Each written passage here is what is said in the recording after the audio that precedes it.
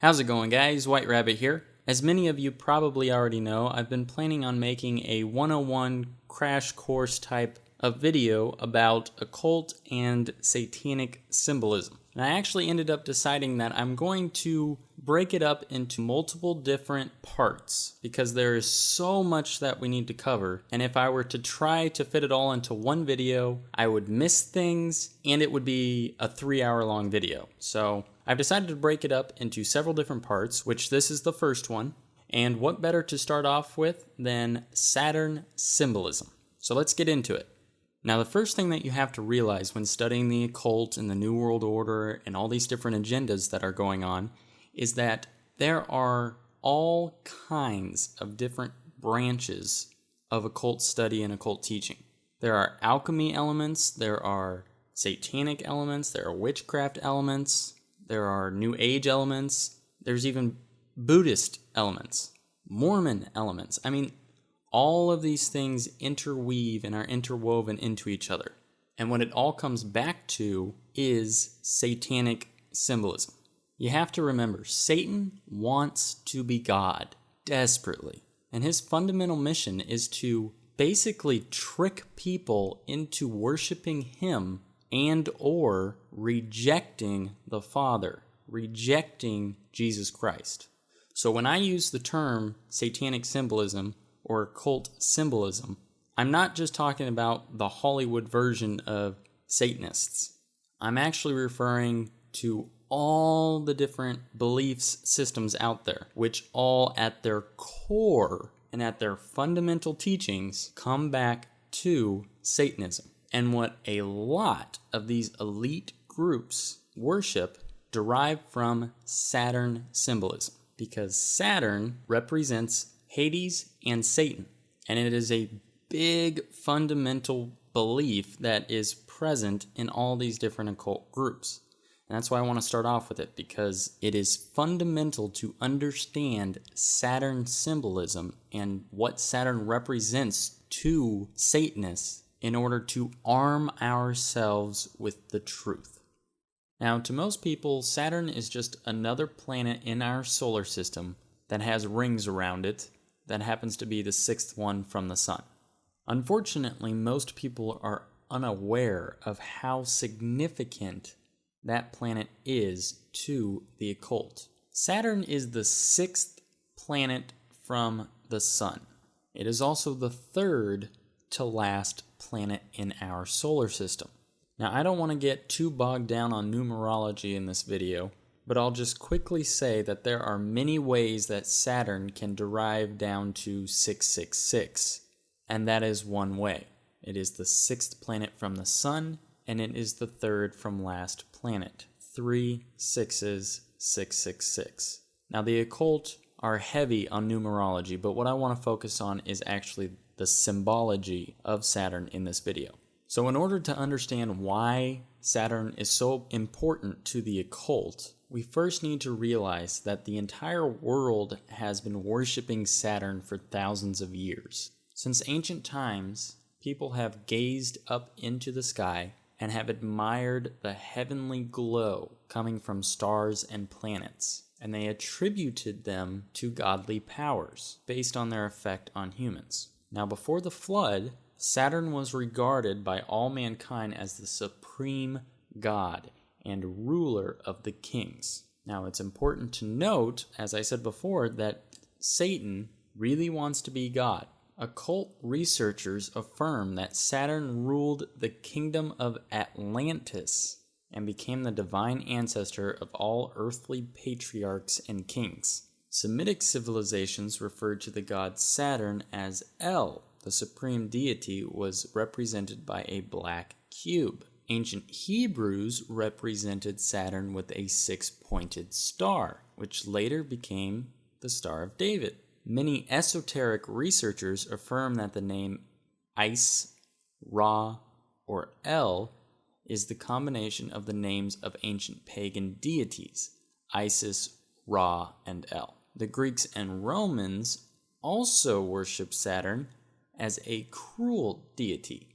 They believe that after he killed his father, Saturn became the ruler of the universe for untold ages, and he reigned with his sister Ops, who also became his wife. And he's often depicted as eating babies. It was prophesied that one day Saturn would lose power and one of his children would kill him. To prevent this from happening, each time his wife delivered a child, he would immediately swallow it.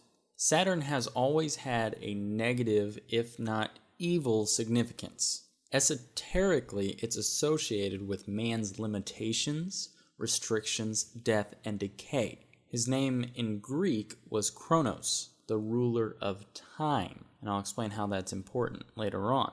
If you picture the Grim Reaper, well, the Grim Reaper originated from attributes of the god Saturn, because Saturn is represented by a sickle, the sickle which he used to slay his father. And with him also representing time, you can see how the Grim Reaper comes into play as your clock winding down. Now, the last thing I want you to keep in mind before we dig into the actual symbology is that Saturn is a planetary representation of a star. It is the black star. So, once you take all these things into account, the only logical conclusion that a person can draw is that Saturn is intimately connected to the ancient mystery religions of Babylon and is associated with Satan and Hades. So, let's get into the symbolism now. If you look at Saturn, on the North Pole, there is a persisting hexagonal cloud pattern all around the North Pole. It's some kind of storm or something, but it forms a hexagon that's bigger than Earth. This hexagonal pattern is extremely important to the occult. So let's examine this closer and break down all of its parts and also what it can be molded into. Now keep in mind while we're going through this that I'm not making any of this stuff up. I'm just explaining to you where some of these occult symbols come from and what they actually represent. So if we look at the hexagonal shape, we can divide it up into multiple pieces and form various different shapes from it. Right off the bat, you can notice that the hexagon easily forms 6 three-sided triangles. Again, we have 6 parts and 3s surrounding, giving us, again, 666 symbolism. From here, we can begin to form a three-dimensional shape. By taking away 3 of these sections, you can see the formation of a cube. This cube represents a lot of things, but I want you guys to focus on the fact that this cube represents a prison, a box that we are trapped in, the matrix, if you will. This prison is the flesh that we are born into. It represents the sinful worldly dimension that we currently live in, that is manipulated and controlled to an extent by Satan. Just take a look at this giant glass cube that Apple put up. The Apple logo, if you aren't familiar, actually represents the original sin of Adam and Eve eating the forbidden fruit. That's why it's an apple with a bite taken out of it. That's what that represents. It represents the original sin, the sin that we are all now trapped into, the prison of sin, the flesh that we are trapped in. And when you take into account the fact that it's in the middle of a glass cube, which symbolically represents the prison, you have the original sin behind the walls of this cube prison. Do you get it?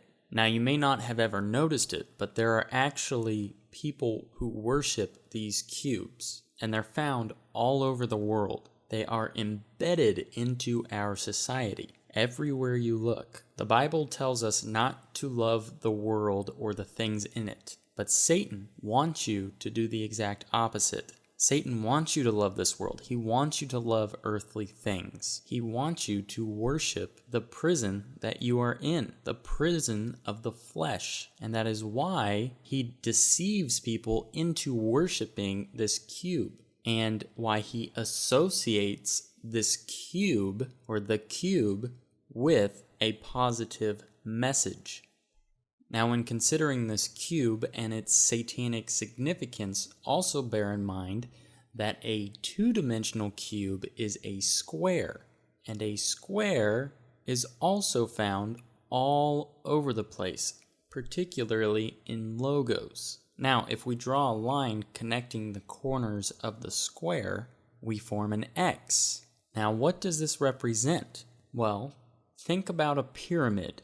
If you were looking down onto a pyramid from the sky, you see what appears to be a square with an X through the middle of it. And an X is another representation of Saturn. I hope you guys are starting to realize at this point that all these different symbols all coincide with each other, and they all come back to Satan. So, some of you might know where I'm going with this. What was Jesus crucified on? He was crucified on an X. He was nailed to the cross, which is an X. Now, one leg of the X was extended because Jesus was crucified in a public display. And that's the only difference. It's still an X. Now, the problem with researching these things is that a lot of people will lead you to conclude that this means that Jesus is a satanic belief, but that is not true. Jesus was crucified on the cross or on an X deliberately by Lucifer for several reasons. But the biggest reason, in my opinion, was for Satan to trick Christians into worshiping him. Now, if you think that the cross, which is an X, symbolizes Christ, you're not entirely accurate. It actually symbolizes Saturn, which symbolizes Satan. You need to realize that God does not need symbols by any means. He is above that. If you want to see a symbol that represents God, go outside, look at a flower, look at the oceans, look at a mountain. Look at your dog. Look at your neighbor. Look at yourself. Look into the sky. All around us. God made all of this. He doesn't need symbols. Satan does. And that's one of the main reasons why God commanded us not to idolize. You see, God is a whole lot smarter than Satan, and he saw this problem coming. Satan crucified Christ on a giant X so that when you go to church and you kneel down to pray in front of the crucifix, you are actually worshiping before a cross, an X, Saturn, Lucifer. You are worshiping before Lucifer. Now, I have some good news. In the scheme of things, it really doesn't matter. If your intention is to know Christ and to know God, then you will know God, and he will know you. Now, as is the case with most occult symbols, there are masculine symbols and there are feminine symbols. An X is technically a masculine symbol, just like a square is a masculine symbol. So keep in mind that the X and the square / cube represent Saturn. Well, if you look at Saturn, you notice an interesting characteristic. It has rings that go around the planet. Those rings can be symbolized by a circle. A circle is feminine in the occult, and an X or a square is masculine in the occult. You see, Saturn represents both masculine and feminine energy to the occult.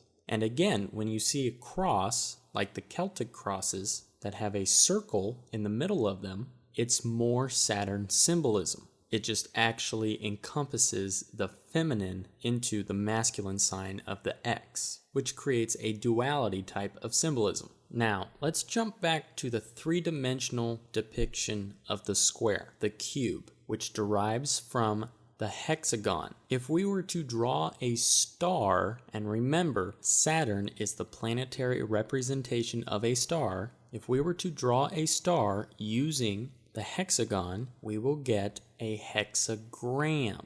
It's exactly how it sounds. Hexagram comes from a hexagon. They all start with hex, which all mathematically represent 6. The hexagon has 6 sides. The hexagram has 6 points, so on and so forth. But the hexagram is the symbol used in black magic. It comes from the Jewish Kabbalah, Jewish magic. It is a symbol of dark summoning. For the occult, if you want to put a hex on somebody, or if you want to have a spirit come forth, this is the symbol that you would use. It is not. It never has been. It never will be the Star of David. Nowhere in Scripture is David instructed to come up with a symbol of a star to represent him or the country of Israel. Solomon was a wise king, but he was also a dabbler in black magic. He had many wives, and those wives came from different cultures. And those different cultures worshipped different gods. They brought witchcraft to the marriage with them. It's all there in your Bible, folks. Go to 1 Kings, chapter 11. But King Solomon loved many strange women, together with the daughter of Pharaoh, women of the Moabites, Ammonites, Edomites, Zidonians, and Hittites, of the nations concerning which the Lord said unto the children of Israel, Ye shall not go into them, neither shall they come in unto you, for surely they will turn away your heart after their gods. Solomon clave unto these in love, and he had 700 wives, princesses, and 300 concubines, and his wives turned away his heart. For it came to pass, when Solomon was old, that his wives turned away his heart after other gods, and his heart was not perfect with the Lord his God, as was the heart of David his father. For Solomon went after Ashtoreth, the goddess of the Zidonians, and after Milcom, the abomination of the Ammonites. And Solomon did evil in the sight of the Lord, and went not fully after the Lord, as did David his father. Then did Solomon build an high place for Chemosh, the abomination of Moab, in the hill that is before Jerusalem, and for Moloch, the abomination of the children of Ammon. And likewise did he for all his strange wives, which burnt incense and sacrificed unto their gods. And the Lord was angry with Solomon, because his heart was turned from the Lord God of Israel, which had appeared unto him twice, and had commanded him concerning this thing, that he should not go after other gods, but he kept not that which the Lord commanded. Right there in that chapter, God is clearly explaining that Solomon married all these different women and embraced their gods. He was dabbling in black magic. He was worshiping false gods. All right, now again in the Bible, if you go to Amos chapter 5, verse 24, God is not in a good mood, but let judgment run down as waters, and righteousness as a mighty stream. Have ye offered unto me sacrifices and offerings in the wilderness 40 years, O house of Israel? But ye have borne the tabernacle of your Moloch, and Chian, your images, the star of your God, which ye made to yourselves. You can't get any clearer than that, folks. God is talking about the star that Solomon was using and praying before and conjuring up demons with. When Solomon had the temple built, he used people from a town called Tyre. Tyre worshipped a god called Baal. Baal is another name for Saturn in some occult groups. This hexagram is a symbol of Baal or Saturn, not the Star of David. This is the seal of Solomon. It comes from the Jewish Kabbalah, and at that time it was Jewish magic with a K. Not all Jews worship the same God. Israelis use this symbol because they are deceived, not because they are evil. In fact, some Jews are actually Satanists, but that's an entirely different talk. Not all Jews are Satanists. Jews are deceived, and they are deceived into using this star as their symbol, just as many Christians who idolize the cross are deceived. It's all very subtle, but Satan can deceive people very, very well. All right, so hopefully now you can see that the hexagram, which derives from the hexagon, is actually a very satanic symbol that is used in occult groups to summon demons. And what does it come back to? It all comes back to Saturn, which represents Hades. So again, still looking at the hexagon that is found on Saturn, which is where all of these things derive from, and keeping the same shape of this pentagram, we can see another familiar occult symbol that comes from these shapes. Now, to some of you, this might not make a whole lot of sense. You might not automatically realize what this is. But to me, this is where things get really interesting. This represents the square and compass. The square and compass of Freemasonry.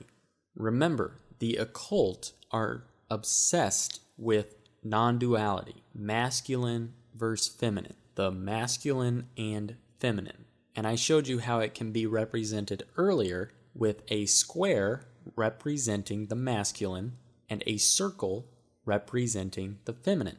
In terms of Saturn, this comes from the rings around Saturn representing the feminine, and Saturn itself, which represents a cube representing the masculine. Now think about the square and compass. A compass makes a circle, and a square, well, makes squares. So again, you see the masculine and the feminine parts of the square and compass symbology of Freemasonry, which is also depicted and derives from a hexagon, which is found on Saturn, which represents Hades. Do you see how this all comes back? It all interweaves into each other, guys. Now, what does the square and compass have in common with the hexagram?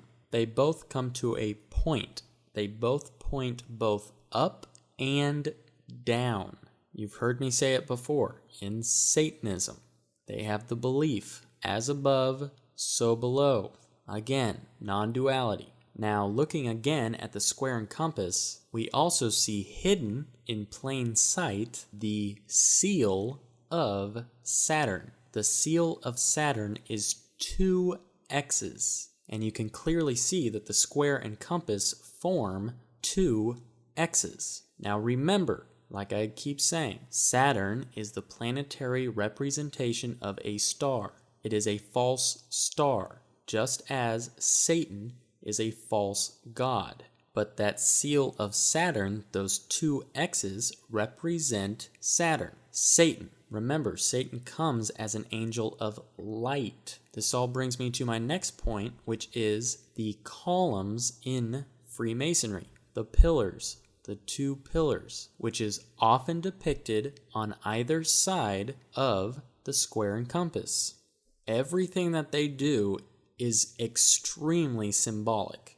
All of their imagery and symbols have meaning. And now this is only a 101 crash course on Saturn symbolism, so I'll try and keep it as simple as I can, but just realize that this is the sun, or the light, shining through the 2 pillars.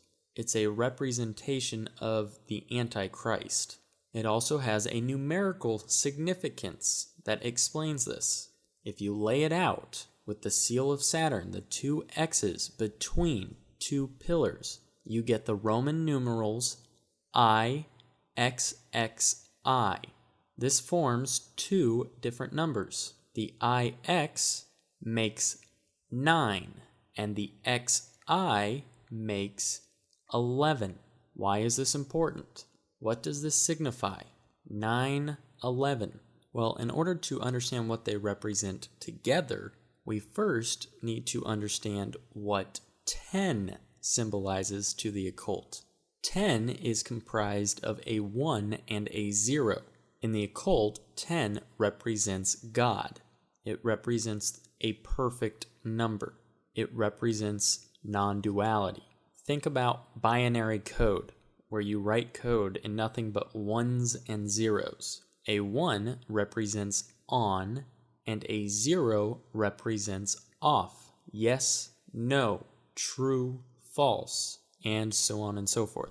So when you have the 1 and a 0 in the occult, it is Satan's way of copycatting, if you will, the Alpha and Omega, the first and the last.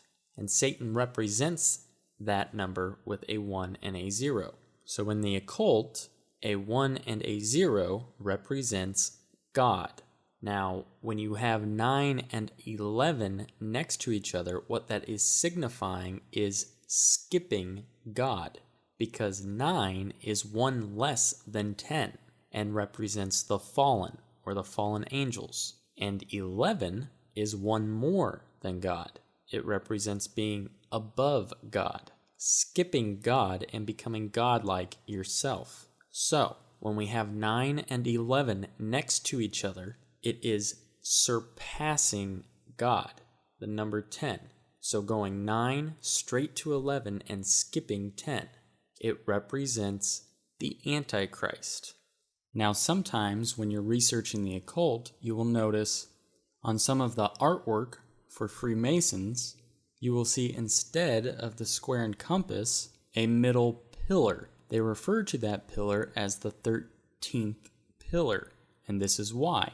9 plus 11 equals 20. This represents the Antichrist. Jesus is referred to by the occult as representing 13 because he had 12 disciples, which made him the 13th. Satan and these occult groups want to bring about the Antichrist, and the way to do that is through creating a forgery of what Jesus did.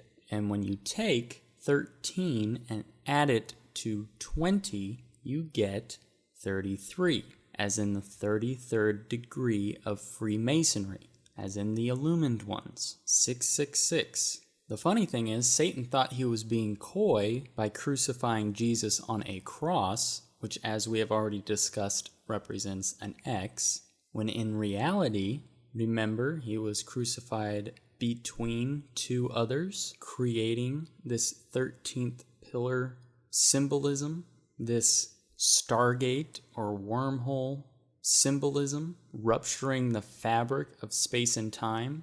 He escaped the cube when he died on the cross. Jesus dying on the cross was a lot more significant than people realize. Now, this is a lot more complicated than I want to get into in this video. I just wanted to mention it here. But 9 and 11 also can represent gene manipulation, or in other words, creating life or prolonging life without God, and directly goes against God's wishes.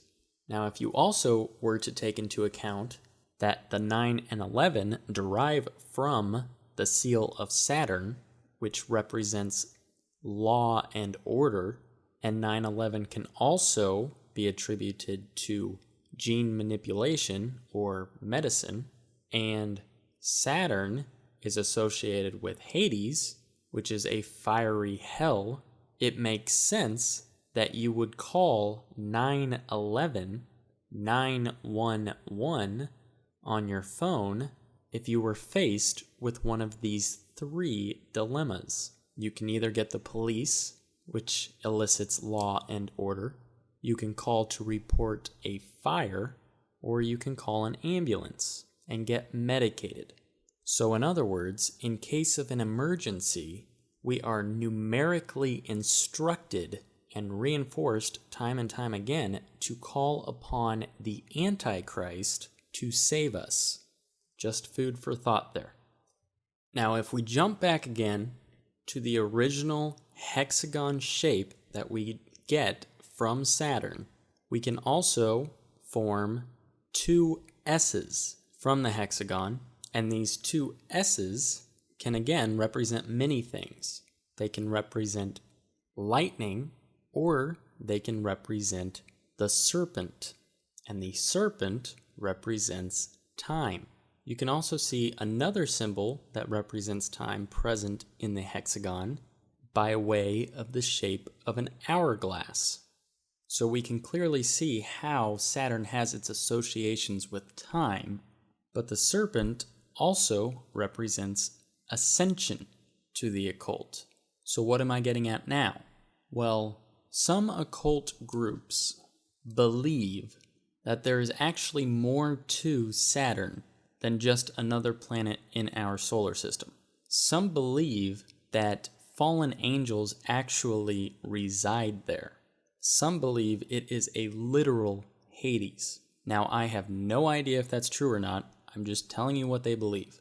And they also believe that there are pressure points all over the globe, and the energy from these pressure points all over the globe can be harnessed in a way that creates a wormhole or a gateway or a stargate or whatever you want to call it, that creates a kind of immediate connection between Earth and Saturn, between this world and the next, between our dimension and their dimension. And the way that this is accomplished, in theory, is by smashing together light particles and ripping into the fabric of space and time. And this is the heart of what all of these symbols represent. That is the main secret that the occult harness, is the ability to create these wormholes. And the instructions for this are depicted in their symbology. And to top it all off, we have Saturn, which on a two-dimensional plane can be viewed as a circle within a circle, representing the illumined ones, which makes the number 666. So as you can see, Saturn has all this different symbolism associated with it, and that is why the occult love Saturn so much. It's because you can derive all of these different meanings from it. Saturn is a symbol, and the occult are trying to bring about the Antichrist by manipulating Jesus dying on the cross.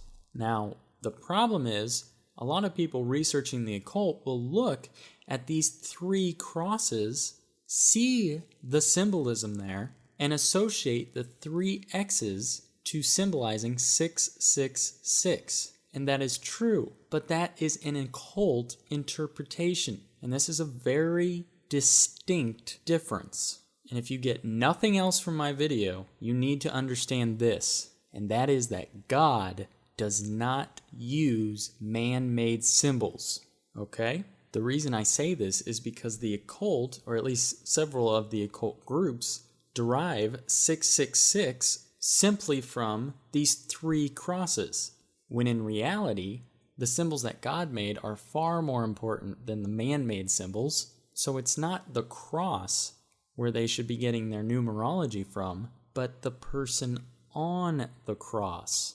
6 is the number of a man. There was a man to the left and to the right of Jesus on the cross. They both represent a 6. But Jesus was God, so he does not make the 666. He breaks through that. And when you have the seal of Saturn, which symbolizes 9 and 11, and it is missing the 13th pillar, Jesus did not represent an X, he represented a 10 because he was God. He connected the 9 and the 11. He merged the two worlds. He created a gateway. He escaped the prison. He escaped the cube. He went beyond this dimension. And that is why it is so significant that Jesus rose from the dead and ascended into heaven, because he was not confined by the terms of this dimension. Do you understand what I'm saying? I hope this makes sense to you guys. It's pretty incredible stuff when you think about it. So there you go, guys. There is your crash course on Saturn symbolism. I tried to cover all the basics. I might have missed a thing or two, but hopefully it was still very informative for you guys. If you all would do me a huge favor by sharing this video, I would truly appreciate it. God calls us to expose evil and to expose secrets. especially secrets of evil men. We need to expose Satan's lies. And I think that hopefully this video will be a good start for most of you. As always, if you haven't already, please like and subscribe. Thanks, and God bless.